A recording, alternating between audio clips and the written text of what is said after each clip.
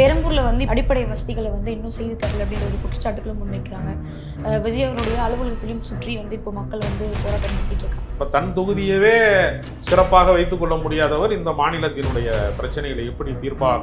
100 நாள்லயே போராட்ட களத்துக்கு வர்றாங்கன்னா இந்த ஆட்சியினுடைய நிலைமை வந்து பொதுமக்களுக்கு திருப்தியா இல்லை. தனுஷ் என்ற மாணவர் வந்து கொலை செய்யப்பட்டிருக்காங்க. ஆதவர்ஜுன் அவர்கள் இருக்கட்டும் இல்லை ராஜமோகன், இவங்க 2 பேருமே அந்த குடும்பத்தில் வந்து சந்திச்சிருக்காங்க. அங்க இருக்க மக்கள் வந்து சரமாரியா வந்து பல கேள்விகள் வந்து எழுப்பியிருக்காங்க. பாதிக்கப்பட்ட குடும்பத்துக்கு ஆறுதல் தெரிவிப்பதற்கு நீ எப்போ போவீங்க? பாடிலாம் போஸ்ட்மார்ட்டம் ஆகி அவங்க அடக்கம் பண்ணி முடிச்சு அப்புறம் மறுநாள் போவீங்களா? அதுவும் சேஃப்டியா வந்து போலீஸ் எல்லாம் குடிச்சு ஆடி அசைஞ்சு வருவீங்களா? தேர் மாதிரியே 2 நாள் கழிச்சு. ஆதவர்ஜுன் அவர்களும் 20 வரைக்கும் வந்து இந்த ஒரு போதைப் பொருள் பிரச்சனைகள் வந்து இல்லை, இந்த 100 நாட்கள்ல இந்த போதைப் பொருள் விவகாரத்தை வந்து தடுக்க முடியாது. 100 நாள் சம்பளம் வாங்கிக்கல இல்லையா? எது நடந்தாலும் அதுக்கு திமுக தான் காரணம். இந்த சரத்குமார்ங்கிற அமைச்சர் சொல்றாரு, நான் வந்து பொடியை கசக்கணும்னு சொல்றீங்கல்ல, அது உங்க ஆட்சி காலம் தான் தெரியுமா? நாங்க இதை செஞ்சலன்னு சொல்லலை, உங்க ஆட்சி காலத்துல ரொம்ப சௌரியமா கிடைச்சிச்சு, நான் வந்து நல்லா அதை யூஸ் பண்ணியிருக்கேன். உதயநிதியை பொறுத்தவரையில அவர் தொடர்ச்சியாக வந்து சட்டப்பேரவையில கேள்வி எழுப்புறாரு. அதற்கு முதலமைச்சர் எழுந்து பதில் சொல்றது அப்படின்னு ஒரு இடம் இருக்குல்ல, அதான் பேப்பரை எடுத்து கூட்டி படிக்க ஆரம்பிச்சிருக்கிறாரு. முழு அரசியல் புரிகிறதுக்குள்ள ஆட்சி முடிவுக்கு வந்து நயனா நாகேந்திரனும் கைது செய்யப்படலாம்ன்ற ஒரு கேள்வி எழுப்பப்பட்டது. ஆனா இன்னைய வரைக்கும் அதை குறித்து எந்த ஒரு விவரமும் இல்லை. உதயநிதி மீது காட்டிய வீரம் இருக்குல்ல, 9 மணிக்கு புகார் அளிப்பாங்களாம், 11 மணிக்கு கைது செய்வாங்களாம். நயினார் நாகேந்திரன் இருக்கிற தெருப்பக்கம் கூட போலீஸ் நடப்ப முடியல. நாங்க யாருக்கும் பயப்பட மாட்டோம்லாம் பேசுறீல்ல, அவரை கைது செஞ்சா முக்குளத்தூர் சமூகத்தினுடைய ஓட்டு பாதிக்கும். மேல பாஜக இருக்கு, மொத்தத்துல நயினார் நாகேந்திரன் தில்லு இருந்தா மவனை எனக்கு கைது செஞ்சுப்பாரு. சார், சட்டப்பேரவையில வந்து இன்னைக்கு இந்த போதைப்பொருள் விவகாரம் குறித்து ஒரு காரசார விவாதம் வந்து போயிட்டு இருந்தது. திருவொற்றியூர்ல தனுஷ் என்ற மாணவர் வந்து கொலை செய்யப்பட்டிருந்த இந்த ஒரு சம்பவம், இது குறித்து வந்து ஆதவர்ஜுன் அவர்கள் இருக்கட்டும் இல்லை ராஜமோகன், இவங்க 2 பேருமே வந்து அங்கே போய் அந்த குடும்பத்தில் வந்து சந்திச்சிருக்காங்க. அது மட்டும் இல்லாமல் அங்கே இருக்க மக்கள் வந்து சரமாரியாக வந்து பல கேள்விகள் வந்து எழுப்பியிருக்காங்க. அதற்கு பதில் சொல்லாமலும் இவங்க வந்து அங்கேருந்து கிளம்பி வந்திருக்காங்க. இதை நீங்கள் எப்படி சார் பார்க்குறீங்க? ஒரு மாணவன் கொலை செய்யப்பட்டு விட்டான்னு உடனடியாக போகணும்ல. திருவொற்றியூர் எங்கே இருக்கு? கன்னியாகுமரி பக்கத்தில் இருக்கா? சென்னைக்குள்ளே தானே இருக்கு, வெறும் தொலைவு இல்லையே. நீங்கள் வந்து அமைச்சராக இருக்கிறவங்க, லோக்கலில் இருக்கிறவங்க வந்து உடனடியாக விரைந்து செல்லணும்ல அந்த இடத்துக்கு. பாதிக்கப்பட்ட குடும்பத்துக்கு ஆறுதல் தெரிவிப்பதற்கு நீ எப்போ போவீங்க? பாடிலாம் போஸ்ட்மார்ட்டம் ஆகி அவங்க அடக்கம் பண்ணி முடிச்சு அப்புறம் மறுநாள் போவீங்களா? அதுவும் சேஃப்டியாக வந்து போலீஸ் எல்லாம் குவிச்சு ரொம்ப சேஃப்டியாக மக்களை காக்கிறதுக்கு துப்பு இல்லை, அமைச்சர்களை வந்து காப்பாற்றுற வேலையை செய்கிறீங்க போலீஸை வச்சு. அதனால் அவங்க கொந்தளிக்கிறாங்க. நீங்கள் வந்து பாதிக்கப்பட்டவன் கொந்தளிப்பான மனநிலையில் இருப்பான். நீங்கள் சாவகாசமாக ஆடி அசைஞ்சு போனீங்கன்னா அந்த கல்யாணத்துக்கு கூப்பிட்டோம்னா பிள்ளை பேருக்கு வருவேன்லாம் சொல்லுவாங்க. அந்த மாதிரி போயிருக்காங்க. அது ஒரு காரணம். ஒரு அமைச்சர்களாக இருக்கிறவங்க இது ஒரு போர்க்கால நடவடிக்கையாக உடனடியாக போய் சென்று உடனே போய் பார்க்கணும்ல. 2 நாள் கழிச்சு போகிறதுக்கு என்ன விசேஷம் விடாது, உடனே போகணும்ல. பாதிக்கப்பட்டவனுடைய கொந்தளிப்புக்கு அரசு பொறுப்பே இருக்கணும்ல. ஆடி அசைஞ்சு வருவீங்களா? தேர் மாதிரியே 2 நாள் கழிச்சு. அதான் அந்த மக்கள் கோபப்படுறான். மக்களுடைய கோபத்தில் ஒரு நியாயம் இருக்கிறது. சரி, இன்றைய சட்டப்பேரவையில் வந்து ஆதவர்ஜுன் அவர்களும் ஒரு விஷயம் சொல்லியிருக்காங்க. அதாவது 2020 வரைக்கும் வந்து இந்த ஒரு போதைப் பொருள் பிரச்சனைகள் வந்து இல்லை, 2021க்கு அப்புறமா தான் இந்த பிரச்சனைகள் வந்து தொடங்கியிருக்கு. இது மட்டும் இல்லாமல் தாவேக்கா ஆட்சி வந்து கிட்டத்தட்ட 100 நாட்கள் ஆயிருக்கு. இந்த 100 நாட்களில் இந்த போதைப் பொருள் விவகாரத்தை வந்து தடுக்க முடியாது அப்படின்ற ஒரு விஷயம், அதாவது தடுக்க முடியாதுன்னு ஒழிக்க முடியாதுன்ற ஒரு விஷயம் அவர் முன் வச்சிருக்காரு. இதை நீங்கள் எப்படி பார்க்குறீங்க? இல்லை, எல்லா அயோக்கியத்தனத்துக்குமே ஒரு பதில் வச்சுருக்காங்க. கடந்த கால ஆட்சியினுடைய தவறுகளை சொல்கிறேங்கிறப்ப அப்போ நான் என்ன கேட்குறேன், 2017 தான் குட்கா போதை வழக்கு பதிவு செய்யப்பட்டிருக்கு. அப்போ 2017 நடைபெற்றதுன்னு ஒன்று இருக்குல்ல, அது யாருடைய ஆட்சி காலம்? 2017. 2016 ஜெயலலிதா மறைந்து விட்டார்கள், எடப்பாடியார் ஆட்சி காலம். அதிமுக காலத்தில் இது இல்லையா? எல்லா குற்றச்சாட்டையும் திமுக மேலே பழி போடுவதன் மூலமாக நீங்கள் எப்படி யோக்கியமானவனா ஆக முடியும்னு எனக்கு புரியல. எது நடந்தாலும் அதுக்கு திமுக தான் காரணம். இந்த சரத்குமார்ங்கிற அமைச்சர் சொல்றாரு, நான் வந்து பொடியை கசக்கணும்னு சொல்றீங்கல்ல, அது உங்க ஆட்சி காலம் தான் தெரியுமா அப்படின்னு அவர் சொல்றாரு. இப்போ நீங்கள் தான் சப்ளை பண்ணிடலான்னு கேட்குறேன். அப்போ கூட அவன் என்ன சொல்கிறான்னா, நாங்கள் இதை செய்யலைன்னு சொல்லலை, உங்கள் ஆட்சி காலத்தில் ரொம்ப சௌரியமாக கிடச்சிச்சு, டிஸ்ட்ரிபியூஷன் சூப்பராக இருந்துச்சு, நல்லா சப்ளை பண்ணியிருக்கீங்க, நான் வந்து நல்லா அதை யூஸ் பண்ணியிருக்கேன் அப்படின்னு தானே அர்த்தம். அதுக்கு பிரச்சனை வந்து உங்கள் ஆட்சியா எங்கள் ஆட்சியா, நானா நீயாவா நடக்குதுங்க? யார் ஆட்சியா இருந்தானங்க? தப்பு தானங்க. போதைப் பொருள் புழக்கத்தை எடப்பாடி காலத்துல நடந்தா என்ன, இல்ல திமுக காலத்துல நடந்தா என்ன, இல்ல விஜய் காலத்து யாரு காலத்துல நடக்கிறதா பிரச்சனை? எந்த காலகட்டத்திலும் அது நிகழக்கூடாதுங்கிறதான பிரச்சனை. அதை தடுப்பதற்கு உங்கள்கிட்ட என்ன வழிமுறை இருக்குன்னு கேட்டால் 100 நாள் தான் ஆகுது. 100 நாள் சம்பளம் வாங்கிக்கலாம் இல்லையா? 100 நாளுக்கு சட்டமன்ற உறுப்பினருக்கு சம்பளம் போட்டாங்களா இல்லையா? செயல் திட்டங்கள் செஞ்சிருக்கீங்களா இல்லையா? அது சொல்கிறீங்க இத்தனை லட்சம் கோடியை நாங்கள் கொண்டு வந்துட்டோம்னு, முதலீடை கொண்டு வந்துட்டோம். 100 நாளில் சட்டம் ஒழுங்கை சரி செய்வதற்கு குறைந்தபட்ச முயற்சி. இதுக்கு முன்னாடி திமுக ஆட்சியில் வந்து மாணவர்கள் அடித்து கொலை செய்யப்படலையே. இந்த எல்லை மீறல் அத்துமீறல்கள் இப்போ தானே நடக்குது. இது காரணமாக நான் கேட்குறேன். நீ ஏன்டா செம்பு திருண்ணா, நீ ஏன்டா திருண்ணா? செம்பும் திருடக்கூடாது அண்டாவும் திருடக்கூடாதுன்னு சொல்லு. நீ மட்டும் அண்டா திருடி இருக்க, என்னைய போய் செம்பு திருநேங்கிற. அப்படின்னா இப்போ 2 பேரும் திருட்டு போய் சொல்லப்ப, நீனும் திருடேன் நானும் திருடேன். நீனும் போதைப் பொருளை கட்டுப்படுத்தலை, நானும் கட்டுப்படுத்தலை. அதுக்கு அர்த்தம் தானே? உங்கள் ஆட்சி யோக்கியமா எங்கள் ஆட்சி யோக்கியமான்னு 2 பேரும் கேட்டீங்கன்னா அப்போ 2 பேருமே போதைப் பொருளை கட்டுப்படுத்த தவறிட்டேன்னு ஒப்புக்கொள்ளுங்க. அப்போ ஆட்டம் ராவில் முடிந்ததுங்கிறாங்கல்ல, வெற்றி தோல்வின்றி. அந்த மாதிரி அது பாதிப்புக்குரியவர்கள். ஒரு மாணவன் பாதிக்கப்படுறான், நம்பி அனுப்புகிறாங்க பள்ளிக்கூடத்துக்கு போனால் பையன் படித்து ஒழுக்கமாக வந்துடுவான் அப்படின்னா, அங்கே கஞ்சா கோஷ்டி 30 பேர் சேர்ந்து ஒருத்தனை அடித்து கொள்கிறாங்க, நம்பி அனுப்புகிறாங்க காலேஜுக்கு. அங்கே போனால் குணமாக வர்றான், அடித்து மண்டையை உடைச்சி ஒருத்தனை கொலை செய்கிறாங்கன்னா இது என்னது நாடா? இது என்ன, எந்த இடத்துல இருக்கும்? நமக்கு பெரிய துயரமான விஷயமாக இருக்கிறது. ஏன்னா தீர்க்கப்படாத பிரச்சனைகள் இருக்குல்ல. தொடர்ச்சியாக வந்து நீங்கள் பாதிக்கப்படுகிறாருன்னா பாதிப்புக்கு தீர்வு என்னன்னு கேட்டோம்னா போனாச்சு. எப்படி தெரியுமா? இதுவா பதில்? இதுக்கு ஒரு தவறான பதிலை சொல்லி கொண்டிருக்கிறாங்க. முதலமைச்சர் தொகுதியான பெரம்பூரில் வந்து இப்போது மக்கள் வந்து ஒரு ஆர்ப்பாட்டம் நடத்திட்டு இருக்காங்க. அதாவது வந்து அங்கே இருக்க வசதிகள், அடிப்படை வசதிகளை வந்து இன்னும் செய்து தரல அப்படின்ற ஒரு குற்றச்சாட்டுகளும் முன்வைக்கிறாங்க. விஜய் அவருடைய அலுவலகத்திலையும் சுற்றி வந்து இப்போ மக்கள் வந்து போராட்டம் நடத்திட்டு இருக்காங்க. இதை நீங்கள் எப்படி பார்க்குறீங்க சார்? அவர் முதலமைச்சர் தொகுதினா கூடுதல் கவனம் செலுத்துவார்கள். ஏற்கனவே குளத்தூர்லாம் அப்படி தான் நடந்துச்சு.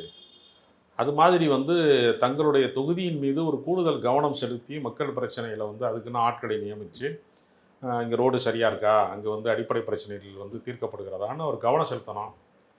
100 நாள் தான் ஆகுது, ரோட்டில் வந்து போராடுறேன். உங்கள் ஆட்சி எப்படி இருக்குன்னு கேட்குறீங்க.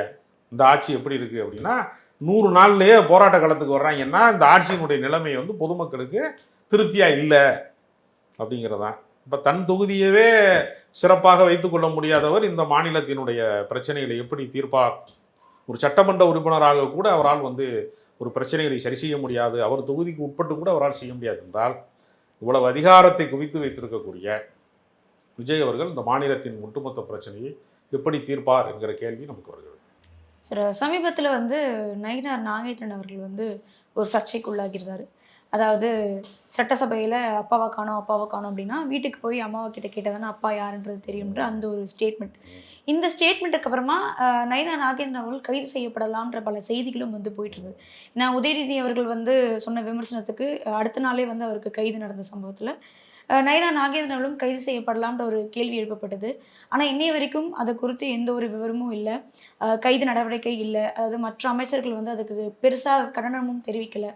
இதை நீங்க எப்படி பாக்குறீங்க? அதாவது பிஜேபியை பார்த்து தாவேகா பயப்படுதா அப்படின்னு? நயினார் நாகேந்திரன் தலைமறைவா இருக்கிறாரு, பிடிக்க முடியல, வெளிநாட்டுக்கு தப்பி ஓடிட்டாரு, பாஸ்போர்ட்டை வந்து முடக்கிட்டாங்க அப்படின்னு நம்ம சொல்ல முடியாது. அவர் திருநெல்வேலியில் தான் இருக்காரு, பகிரங்கமாக ப்ரெஸ் மீட்லாம் கொடுத்துட்டு தான் இருக்காரு. இப்போ நயினார் நாகேந்திரன் இருக்கிற தெருப்பக்கம் கூட போலீஸ்னால போக முடியலையே, என்ன காரணம்? உதயநிதி மீது காட்டிய வீரம் இருக்குல்ல. 9 மணிக்கு புகார் அளிப்பாங்களாம், 11 மணிக்கு கைது செய்வாங்களாம். 2 மணி நேரத்தில் தஞ்சாவூர்ல இருந்து போலீஸ் வந்து கைது செய்யுமா? எப்படி 9 மணிக்கு புகார் அளிச்சோன்னா தஞ்சாவூர்ல இருந்து தனி விமானத்தில் வந்தாங்களா? எப்படி உடனே 11 மணிக்கு கைது செய்ய முடியும் உதயநிதியை? அது உதயநிதி நல்லா கிண்டலாக சொல்கிறாரு. ஒரு ரோட் ஷோ போனேன் நான், அரசாங்க செலவில் திமுக காரங்க ஊரம் அரிசியாக நின்று நம்மளை வரவேற்றாங்க. நமக்கு ஒரு பயங்கரமான தொலைக்காட்சி நேரலையெல்லாம் லைவ்லாம் போட்டாங்க, லைவ் டெலிகாஸ்ட்லாம். எனக்கு பண்ண மாட்டாங்க லைவ் டெலிகாஸ்ட், விஜய்க்கு தான் பண்ணுவாங்க. அரசாங்கத்தின் செலவில் நமக்கு ஒரு பெரிய ப்ரொமோஷன் திமுக அப்படின்னு அவர் சொல்கிறார். நயினார் நாகேந்திரனை கைது செய்வதற்கு அச்சப்படுகிறார்கள். பாஜக எங்களுக்கு கொள்கை எதிரி, நாங்கள் யாருக்கும் பயப்பட மாட்டோம்லாம் பேசுறீல்ல, நயினார் மேலே ஏன் வந்து இது வரைக்கும் கைது செய்யப்படலை? சில பேர் சொல்கிறான் நயினார் நாகேந்திரன் வந்து சொன்ன தகவல் ஏற்கனவே இளையராஜா பாட்டிலே இருக்குது, இளையராஜாவையும் சேர்த்து தான் கைது செய்யணும் ராஜில். இந்த பாட்டு தெரியுமா உங்களுக்கு? உள்ளுக்குள்ள சக்கரவர்த்தி நான் உண்மையில் மெழுகுவத்தின்னு ஒரு பாட்டு இருக்குது. அம்மா வந்து சொன்னால்தான் அப்பாவின் பேர் தெரியுமடா, அவளும் சொல்லவில்லை என்றால் தப்பாகத்தான் புரியுமடா, எந்தாயும் ஒரு பச்சை இலை, நானும் இங்கே ஆனே ஒரு எச்சில் இலை அப்படின்னு ஒரு பாட்டு பாடியிருக்காரு இளையராஜா. அதனால வழக்கு போட்டியன்னா நீங்கள் இளையராஜா மாதிரி சேர்த்து போடுங்கிறாங்க. அதனால அப்பா எங்க அப்படின்னு சட்டப்பேரவையில் கேட்டது யாரு? முதலமைச்சர் தானே கேட்டாரு. அந்த ஆபாச உரையாடல் என்றால் அந்த ஆபாச உரையாடலை தொடங்கி வைத்தவர் யாரு? முதலமைச்சர் தொடங்கி வச்சாரு. அப்பா எங்கன்னா அம்மாட்ட போய் கேளுன்ட்டார், அவ்வளோதான். இது நியாயமா திமுக காரன் சொல்லியிருக்க வேண்டியது. இது ஏன் நயினார் சொன்னார் நமக்கு தெரியல. மொத்தத்தில் நயினார் நான் ஏந்துறேன், தில்லு இருந்தால் மவனை எனக்கு கைது செஞ்சு பாரு அப்படின்னு சொல்கிறாரு. அவரை கைது செஞ்சால் முக்குளத்தோர் சமூகத்தினுடைய ஓட்டு பாதிக்கும். மேலே பாஜக இருக்குது, அது ஒரு பிரச்சனை. இந்த பக்கம் சாதிய ஓட்டு இருக்கு, இதெல்லாம் பெரிய சிக்கலை உண்டாக்கும். அப்படிங்கிறதுனால கொஞ்சம் அவங்க மென்மையான அணுகுமுறையை கையாளுறாங்க. உதயநிதி அவர்களும் வந்து இதை குறித்து வந்து அவர் பேசியிருந்தார். அதாவது நான் பேப்பர் வாசிச்சுட்டு இருந்தேன், அந்த டைமில் வந்து திடீர்னு வந்து அரெஸ்ட்டுன்னு சொல்லிட்டு வந்திருக்காங்க அப்படின்ற ஒரு விஷயம். அவருடைய பேச்சை நீங்கள் எப்படி பார்க்குறீங்க? அவர் இந்த இது குறித்து நிறைய விஷயங்கள் அவர் பேசியிருக்காரு. இல்லை, உதயநிதியை பொறுத்தவரையில் எல்லாத்தையுமே அவர் பாசிட்டிவாக எடுத்துக்கிறார், அவ்வளோதான். அவர் தொடர்ச்சியாக வந்து சட்டப்பேரவையில் கேள்வி எழுப்புறாரு. அதற்கு முதலமைச்சர் எழுந்து பதில் சொல்கிறது அப்படின்னு ஒரு இடம் இருக்குல்ல, அது முக்கியமான பிரச்சனையில் சொல்ல மாட்டேங்கிறாரு. இல்லை, பதில் சொல்கிறதுக்குள்ளே திமுக வந்து வெளிநடப்பு பண்ணிடுறாங்க அப்படின்னு ஒரு கேள்வியை முன்வைக்கிறாங்க. வெளிநடப்பு பண்ணாது, அது நேரலையில் ஒளிபரப்பாகுது இந்த காலகட்டத்தில்.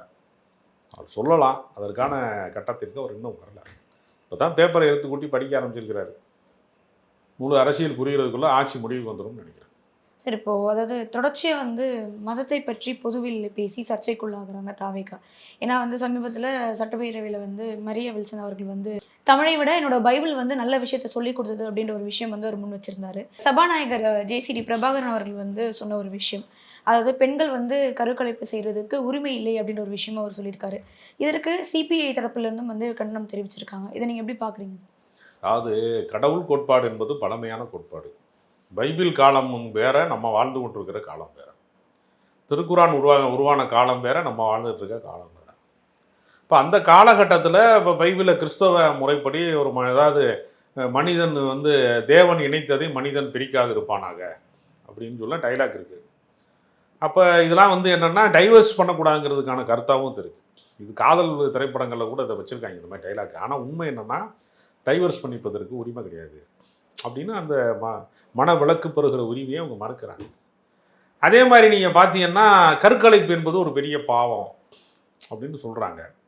ஆனால் இன்றைக்கு வந்து குடும்ப கட்டுப்பாடோ அல்லது வந்து ஒரு கரு உருவாவது என்பது சம்பந்தமாகவோ அவங்க தனிப்பட்ட முடிவு எடுப்பதற்கு உரிமை இருக்கிறது அப்படிங்கிற 2 பேர் சம்பந்தப்பட்ட விஷயம் இன்றைய நவீன அறிவியல் யுகத்தில் அது மாறி இருக்கிறது. அப்போ எந்த மத கருத்தாக இருந்தாலும் அது பெண்களுக்கு எதிரானதாகவோ பழமைவாதம் கொண்டதாகவோ பிற்போக்குத்தன்மை கொண்டதாகவோ தான் நடைமுறையில் இருக்கும். அதில் பங்கேற்பதில் அவர்கள் தவிர்க்க வேண்டிய இடத்தை தவிர்க்கணும். நீங்கள் வழிபாடு செய்வது என்பது வேறு, ஆனால் உங்களுடைய வழிபாட்டினுடைய கருத்து என்பது எல்லாருக்குமான கருத்தாக மாற முடியாது. தனி மனிதனுக்கு மதம் இருக்கலாம், அரசாங்கத்திற்கு மதம் இருக்கக்கூடாது. அதுக்கு பேர் தான் மதச்சார்பின்மை. அப்போ ஒரு மதவாத அரசாங்கமாக இதை மாற்றிவிடக்கூடாது என்பதனால அது மைனாரிட்டி சம்பந்தப்பட்ட மதவாதமாக இருந்தாலும் மெஜாரிட்டி சம்பந்தப்பட்ட மதவாதமாக இருந்தாலும் இரண்டையும் நிராகரித்து எல்லா மக்களுக்குமான அரசை தான் நம்ம நடத்தோம்.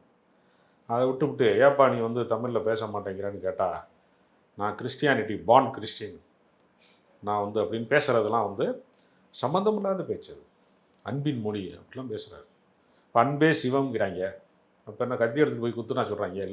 எல்லா மதத்துலேயும் அன்பை தான் போதிக்கிறான். மனுஷன் அறத்தின் வழி நிற்பது கிடையாது. ஆனால் கொடுமை என்னன்னா இந்த பான் கிறிஸ்டின்னு சொன்னது இருக்கு பாருங்க. இப்போ பான் கிறிஸ்டின்னா அவனுக்கு தமிழ் பேச வராது போல இருக்குன்னு கொஞ்சம் பேர் நினச்சிட்டாங்க. கொடுமை என்ன தெரியுமா? இந்த நாட்டிலே கிறிஸ்தவ மதத்தை பரப்புவதற்காக வந்த பாதிரியார்கள், வெள்ளைக்கார பாதிரியார்கள்லாம் தமிழை கற்றுக்கொண்டால்தான் கர்த்தரை பற்றி பேச முடியும் என்பதற்காக தமிழ் கற்றுக்கொண்டு கர்த்தரையே மறந்துட்டாங்க. திருவாசகத்துக்கு உருகார், ஒரு வாசகத்துக்கு முருகார்னு சொன்னது. என்னுடைய கல்லறையின் மீது நான் ஒரு தமிழ் மாணவன் என்று எழுத வேண்டும் என்று ஜியு போப் என்கிற வெள்ளைக்காரன் சொன்னான். இந்த திருக்குறளை உலக மொழியாக மாற்றியது, உலகத்திற்கு வந்து ஆங்கிலத்திலே மொழிபெயர்த்து மாற்றியது கால்டுவெல் வந்து திராவிட மொழிகளினுடைய ஒப்பிலக்கணத்தை எழுதியது. எல்லாருமே நீங்கள் பார்த்தீங்கன்னா கிறிஸ்தவர்கள் தான் இந்த தமிழை வந்து உலக அரங்கத்திற்கு உயர்த்தியவர்கள். பாதிரியார் வந்து பைபிளை பற்றி பேசுவார். ஒவ்வொரு ஞாயிற்றுக்கிழமையும் ஜெபம் நடக்கும் சர்ச்சில். அவ்வளவு அற்புதமான தமிழ்ல பேசுவார். அந்த தமிழ் கேட்டீங்கன்னா அவ்வளவு இனிமையாக இருக்கும். கவிஞர் கண்ணதாசன் தான் சொன்னாரு, இவ்வளவு அற்புதமாக நீங்கள் கவிதை எழுதுவதற்கு என்ன காரணம்னு கேட்டதுக்கு கவிஞர் கண்ணதாசன் சொன்னாரு, பைபிள் படிச்சிருக்கேன் நானுன்னாரு. பைபிளில் வந்து அவ்வளவு அழகு மொழிகள் இருக்கு, அதை படிச்சு தான் நான் எழுதுனேன்னாரு. ஆனால் கிறிஸ்தவர்களுக்கும் தமிழுக்கும் வந்து இவ்வளவு பெரிய தூரம் இருக்கு, இடைவெளி இருக்குங்கிறது மாதிரி ஒரு மோசமான முன்னுதாரணத்தை அவர் நிகழ்த்திட்டார். பெரிய வில்சன் அவர்கள் தமிழ் கற்றுக்கொள்ள வேண்டும். ஒரு தாய்மொழி வந்து உங்களுக்கு தகராறாக இருக்கு அப்படின்னு ஒருத்தர் சொன்னால் அந்த விமர்சனத்தை ஏற்றுக்கொள்ள வேண்டும். அதுக்கு மதத்தை வந்து இழுக்கக்கூடாது. மதம் கடந்து நம்ம மொழியால் தமிழர்களாக ஒன்றுபட வேண்டிய நேரத்தில் நீங்கள் மத ரீதியாக ஒரு விஷயத்தை கொண்டு போனீங்கன்னா பாஜக ரெடியாக இருக்கான். நீ சிறுபான்மை மதத்தை பிறத்தை வந்து உயர்வாக பேசுனீங்கன்னா அவன் பெரும்பான்மை மதத்தை கையில் எடுப்பான். நாட்டில் மதவாத சூழலை வந்து உருவாக்கக்கூடாது. அது வட மாநிலங்களில் இருக்கிறது, தமிழ்நாட்டிற்கு இன்னும் வந்து சேரவில்லை. அதை வருவதற்கு இந்த மாதிரி ஏடா கூடமாக பேசக்கூடாது.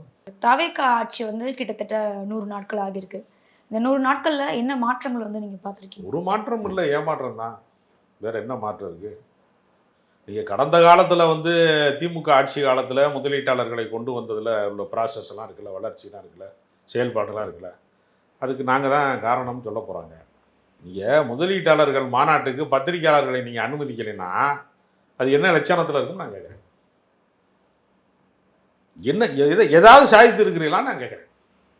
சட்ட ஒழுங்கு சரியில்லை. என்ன நடைமுறையில் நீங்கள் என்ன சாதித்து இருக்கீங்க இது வரைக்கும்? இந்த 100 நாளில் நாங்கள் இதெல்லாம் சாதிச்சிருக்கோம் அப்படிங்கிறது ஒன்றுமே இல்லையே. வெறும் ஒப்பனை தான். கோட்டு போட்டார், அப்புறம் வந்து பட்டு சேலையில் பட்டு வேட்டி கட்டி வந்தார், வெள்ளை சட்டை போட்டார், ஸ்மைல் பண்ணார், அழகாக இருந்தார், அவர் டிஃபன் கேரியரில் அவரே சாப்பிட்டாரு, அப்புறம் வந்து தலைமைச் செயலகத்தை பேட்டரி காரில் சுற்றி வந்தார். இதெல்லாம் சாதனை. வேறு என்ன சாதனை இருக்குது?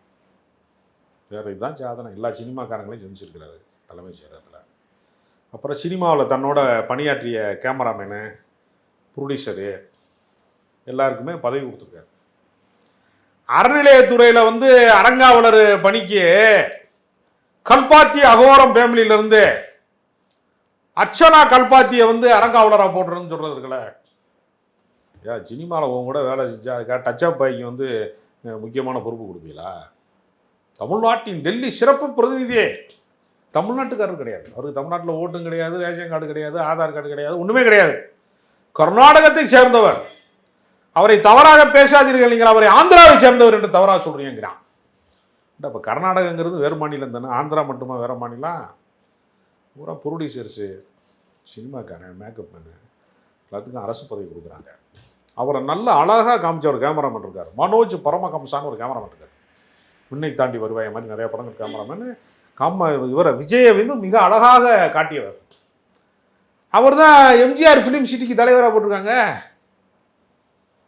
இதெல்லாம் இந்த கொடுமைக்கெல்லாம் நம்ம எங்கே போய் சொல்கிறது தெரியல. நான் என்ன சொன்னேன், அவர் சிறந்த சினிமா கலைஞரே, நான் இல்லைன்னுலாம் சொல்லலை, அவர் நல்ல ஒளிப்பதிவாளர். அதுக்கு ஃபிலிம் சிட்டியில் போய் அவரை தலைவராக போடுவீங்களா? உங்கள் படத்தில் வேலை செஞ்ச கேமராமேனு, உங்கள்கிட்ட இருந்தவன் எல்லாருக்கும் பதவி. இதான் 100 நாள் சாதனைன்னா அதுதான் மகத்தான சாதனை. இதை யாரும் செய்ய முடியாது. ஜெயலலிதாலாம் அவங்க கூட சினிமா துறையில் வேலை பார்த்தவங்களுக்கு பதவி கொடுத்துருக்காங்களா? எம்ஜிஆர் கொடுத்துருக்காரா? சினிமாவை அவங்க அங்கேயே விட்டுட்டு வந்துட்டாங்க. அரசு பதவிக்குள்ள சினிமாக்காரனை கொண்டு நுழைக்கிற வேலையை வந்து எம்ஜிஆர் செஞ்சாரா? விதிவிலக்கா ஒருத்தர் 2 பேர் இருந்திருக்கலாம். இந்த மாதிரிலாம் இல்லை. இதெல்லாம் மாபெரும் கொடுமை. விஜய் பார்த்திபன், விஜய் பாலாஜி இதெல்லாம் வந்து ரசிகர் மன்ற போஸ்டரில் படித்த பேரையெல்லாம் அமைச்சர்களாக பார்க்குற ஒரு நிலைமை இன்றைக்கு உருவாயிருக்கு.